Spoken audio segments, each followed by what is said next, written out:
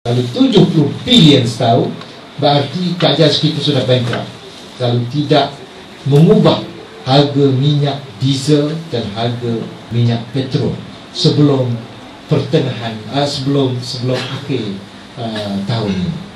Berarti kita terpaksa menghadapi sebenarnya ini. Jadi kita kena cari jalan penyelesaian kepada soal ini. Adakah kita nak menyerah diri, atau adakah kita nak menyerah kepada Pak Allah? Pak Allah sekali buat begitu, sekali buat begini. Jadi kita tak boleh serah begitu, kerana kita nak kepada penyelesaian kepada masalah yang kita hadapi. Saya sebut tadi, kita makin miskin dengan kenaikan harga barang. Ini kalau ada barang, kalau ada duit, kita boleh beli. Tetapi kemungkinan barang pun kurang, kerana peniaga pun tak mampu nak beli, kerana harga barang meningkat naik. Tak lama lagi, banyak daripada barang perlu kita ni akan berkurangan. Mungkin ada di antaranya akan kehabisan stok. Barangkali kita tak boleh beli. Seperti baru-baru ni beras tidak ada di pasaran. Dan mungkin banyak lagi barang-barang lain yang kita perlu, tak boleh kita beli.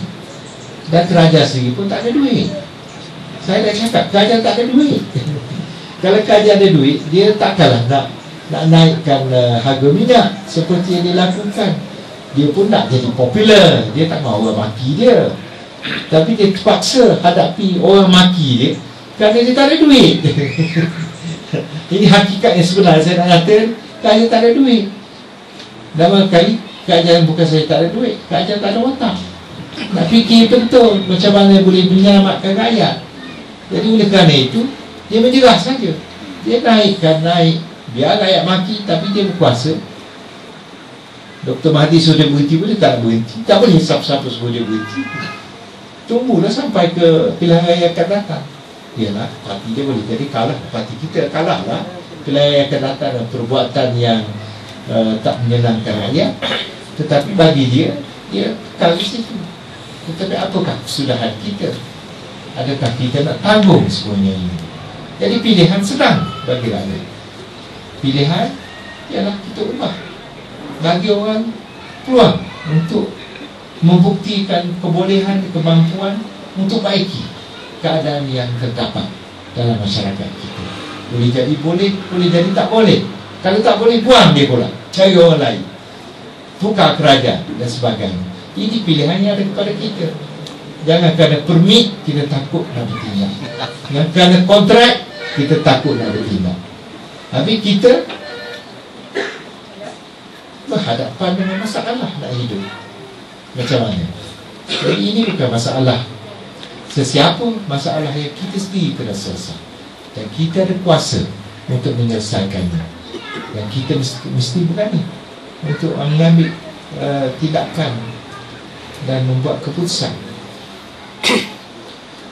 Itulah secara am saya cakap dalam perjumpaan kita hari. Sebenarnya saya dulu apabila ditemui kawan-kawan sesudah kita mengalami kekalahan di Pantai Barat, saya cakaplah supaya kita mengadakan mesyuarat agung luar biasa, mesyuarat perwakilan luar biasa di peringkat bahagian-bahagian, supaya dapat kita bincang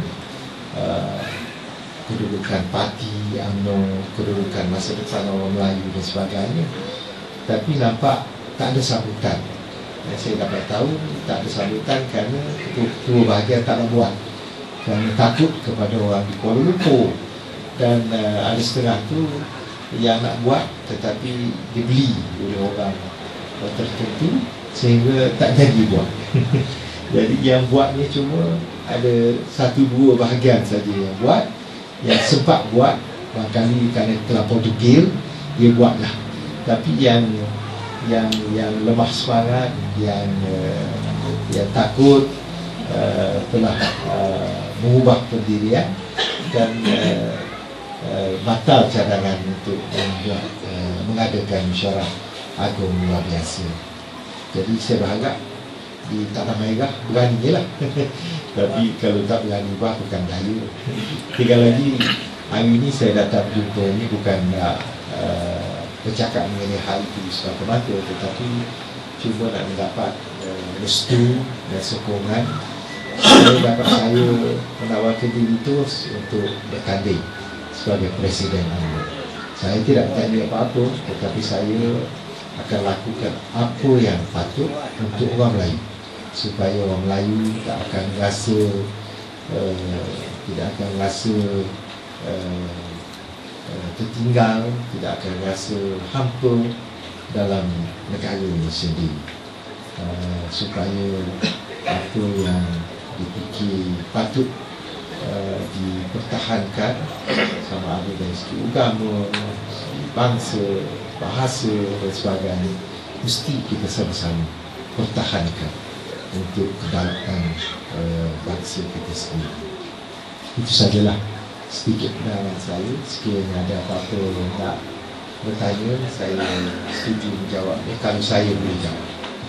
Terima kasih banyak Kuk, dan juga kepada Ustaz Latif dan Ketua kalau boleh izin saya bercakap sedikit dalam majlis kejutan yang kasih saya.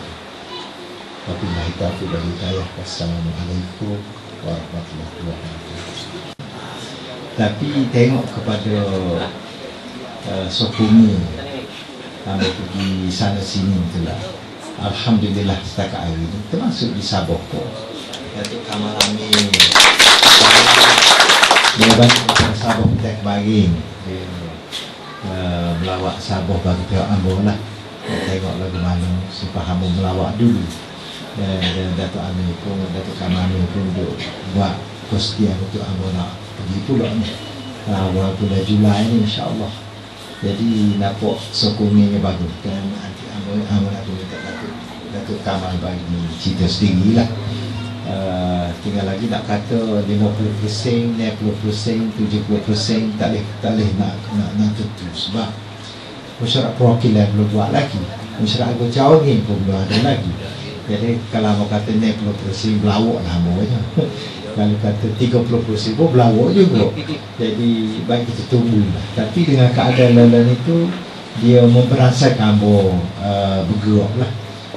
Sama ada positif, sama ada boleh tipu tak tahulah. Tapi kalau mau kena tipu pun rasa mau perjamatan rapat, kerana sekurang-kurangnya mau sudah tahu diri untuk berkhidmat untuk rakyat. Tapi kalau rakyat tipu itu dia punya pasal lah, kerana dia tipu diri dia sendiri.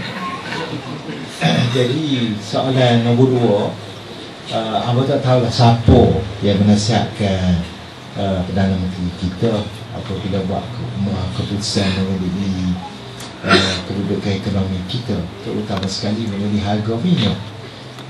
Bagi Amba fikir dia sudah tentu mendapat nasihat daripada mereka yang pakar dalam soal ini dalam kajian kita. Kalaulah hamba diberi kesempatan untuk membuat penelitian mengenai perkara ini dan mencadang cadangan-cadangan yang menasabah yang boleh dilaksanakan untuk kebaikan rakyat. Nombor 1, kalau masalah tidak ada kepakaran dalam negara, amal kecari di mana-mana, atau kepada Antarktik pun amal pergi buat mari pakar untuk kita bicara sama-sama, jadi kali itu dan bagi nasihat yang sebaik-baik untuk kita laksanakan. Jadi sama ada mampu tak mampu amal buat, cobalah tengok.